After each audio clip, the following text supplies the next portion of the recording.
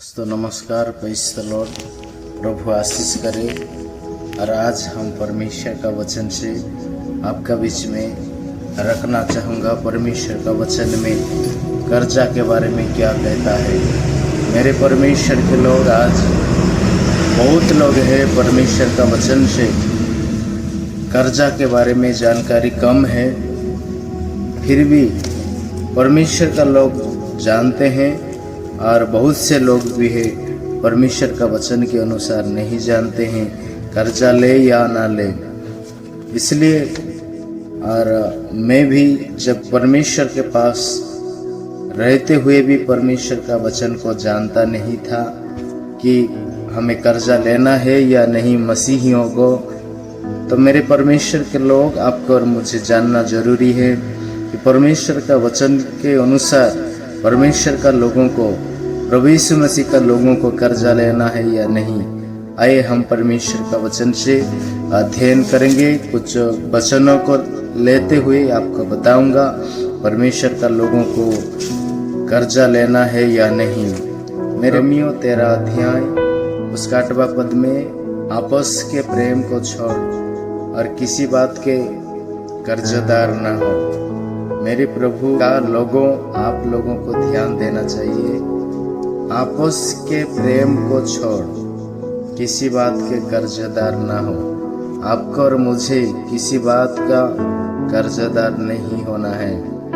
मेरे परमेश्वर के लोग, वचन कहाँ, यहाँ पे इब्रानियों के पत्रिका में लिखा गया है, आपके लिए और मेरे लिए, सार्वजनिक यानी कि पृथ्वी में रहने वाले प्रत्येक मसीहियों के लिए, कलीसिया के लिए परमेश्वर का वचन में लिखा गया, आपस के प्रेम को छोड़ किसी बात के कर्जदार ना हो। आपको और मुझे कर्जा लेना नहीं है। मसीह भाइयों बहनों को कर्जा लेने से ही क्या हो जाएगा, क्या हो गया, हम लेंगे।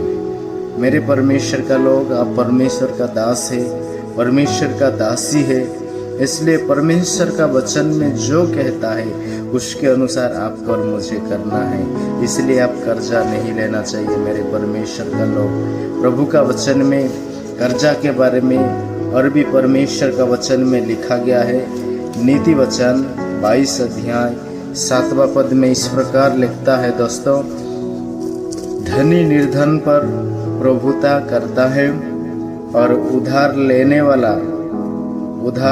वाला का दास होता है। मेरे परमेश्वर के लोग, यदि धनी आपको धन देता है और उधार देने वाला का, यदि आप उधार को ले लेते हैं, तो उस धनी व्यक्ति आपको प्रभुता करेगा, अधिकार करेगा और आप उस कर्जा देने वाला का दास होता है। मेरे परमेश्वर के लोग, इसलिए आपस के प्रेम को छोड़ किसी बात में किसी के कर्जदार नहीं होना चाहिए। परमेश्वर का वचन में कहा तो हमको कर्जदार नहीं होना चाहिए, हमें कर्जा नहीं लेना चाहिए मेरे परमेश्वर का लोग। इसलिए प्रभु का वचन में धन के बारे में, रुपये के बारे में परमेश्वर का वचन में बहुत से जगह में लिखा गया है। आज परमेश्वर का वचन में हम देखेंगे इब्रानियों के पत्रिका में क्या कहता है धन के बारे में, रुपये के बारे में हम देखेंगे आपके और मेरे बीच में। इब्रानियों 13 अध्याय 5 पद में इस प्रकार लिखता है, तुम्हारा स्वभाव लोभ रहित हो। रुपये के प्रति आपको और मुझे, हमारा स्वभाव लोभ रहित होना चाहिए। परमेश्वर का वचन के अनुसार आप रुपये से प्रेम करते हुए, लोभ करते हुए, यदि आप परमेश्वर का वचन से बाहर जाते हुए आप कर्जा लेंगे, तो कर्जा देने वाला का दास है आप। आपके और मेरे अंदर में रुपये के प्रति लोभ नहीं होना चाहिए, प्रेम नहीं होना चाहिए। मेरे दोस्तों, आप ध्यान से देखिएगा, अच्छा से आप इब्रानियों 13 अध्याय 5 पद को आप स्टडी करिए। परमेश्वर आपको बातें करेंगे, मैं प्रार्थना करूंगा। यहाँ पे इस प्रकार नीचे भाग में लिखा गया, और जो तुम्हारे पास है उसी पर संतोष करो। आपके पास जितना रुपया है उसी में आपको संतोष रहना चाहिए। आपको परमेश्वर का वचन के अनुसार आपके पास जितना धन है, जितना रुपया है, उसी में संतोष रहना चाहिए। आप किसी से कर्जा नहीं ले सकते हैं। यदि आप प्रभु को पाए हैं, यदि आप मसीही हैं, आप परमेश्वर के वचन के अनुसार जीने वाला व्यक्ति है, तो आप परमेश्वर के वचन के अनुसार कर्जा नहीं ले सकते मेरे दोस्तों। और नीचे भाग में भी लिखा है इस प्रकार, क्योंकि उसने आप ही कहा है, मैं तुझे कभी ना छोड़ूंगा और ना कभी त्यागूंगा। प्रभु यीशु मसीह खुद कहे हैं। मेरे परमेश्वर के लोग, यदि आप सोच के देखिए, प्रभु यीशु मसीह को आप कभी नहीं छोड़ना है, कभी नहीं त्यागना है, और धन को ज्यादा प्रेम नहीं करना है, लोभ नहीं करना है। यीशु मसीह को आप प्रेम करना है। परमेश्वर जो बोले उसी में अपना जीवन को बिताना है। हम नहीं जानते थे, मसीह में रहते हुए भी हम लोग भी कर्जा लिया, लेकिन जब इसी वचन का, परमेश्वर का वचन मिला, तो उसी दिन से हम कर्जा लेना बंद कर दिया, क्योंकि हम परमेश्वर के वचन को मनन करने वाला है, परमेश्वर का वचन के अनुसार जीने वाला है, परमेश्वर का वचन के अनुसार अपना जीवन को चलाते हुए स्वर्ग तक पहुंचने वाले लोग हैं। यदि परमेश्वर का वचन हम जानते हुए भी कर्जा लेगा, तो परमेश्वर का दास नहीं होगा, कर्जा देने वाला का दास है। वो आपको प्रभुता करेगा, वो आपको अधिकार करेगा। मेरे प्रियो, धन के बारे में, रुपए के बारे में और भी परमेश्वर का वचन में देखेंगे क्या कहता है। प्रभु का लोगों, दोस्तों, परमेश्वर का वचन में 1 तीमोथी 6 अध्याय 10 पद में लिखा है, क्योंकि रुपये का लोभ सब प्रकार की बुराई की जड़ है। यदि आप ज्यादा पैसा को प्रेम करते हैं, बहुत लोभ है आपके जीवन में, तो वो रुपये को परमेश्वर का वचन में कहते हैं बुराइयों का, हर प्रकार का बुराइयों का जड़ है।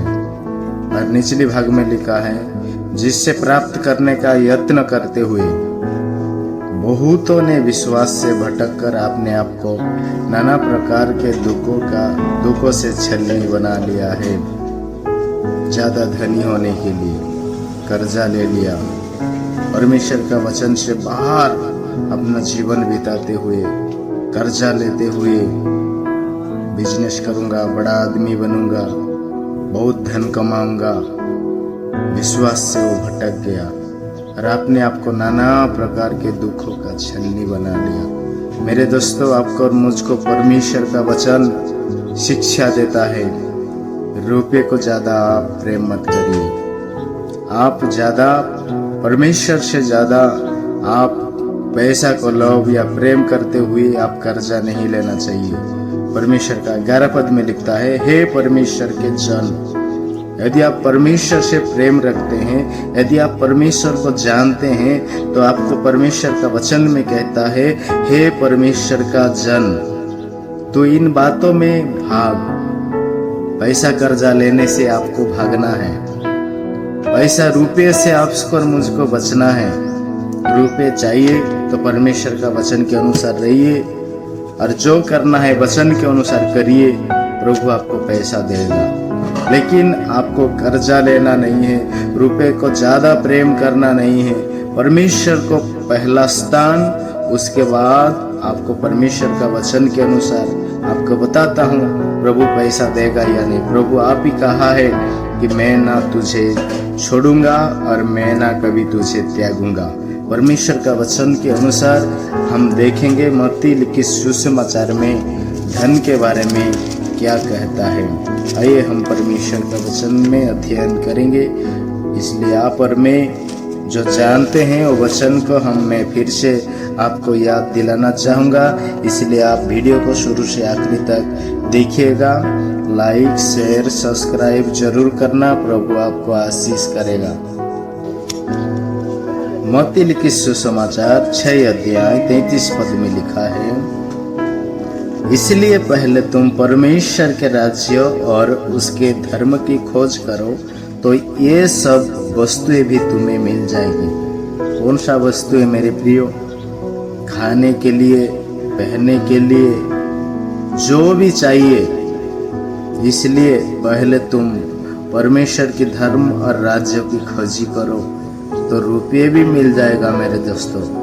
इसलिए घबराने की कोई बात नहीं है।